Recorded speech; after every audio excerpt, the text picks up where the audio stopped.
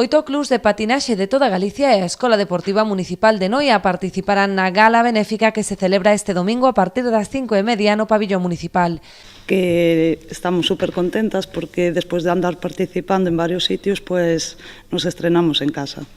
Os asistentes deberán aboar un donativo de 3 euros, co que entrarán nun sorteo de agasallos doados por varias casas comerciais. Os fondos recadados irán destinados a Manos Unidas, que traballan nun proxecto de inclusión educativa no norte de África. As Hermanas Franciscanas Misioneras da Inmaculada Concepción gestionan un centro con educación infantil, un comedor e un taller de confección textil para as mulleres.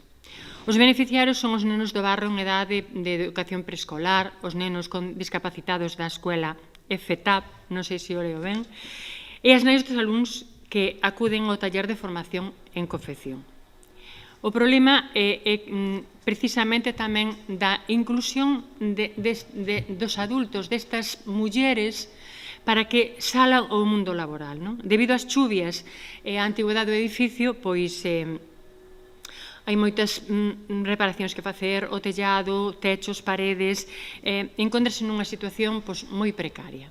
O evento está organizado polo Concello e o Club de Patinaxe Vila de Noia, que na súa curta traxectoria xa ten desenvolvido numerosas actividades para potenciar este deporte con gran tradición na comarca. Para min é unha satisfacción, en primeiro lugar, ver o magnífico traballo que está facendo o Club de Patinaxe de Noia, que leva moi pouquiño rodado, nunca mellor dito, pero que van rodando continuo e pasiño a pasiño de forma segura e constante.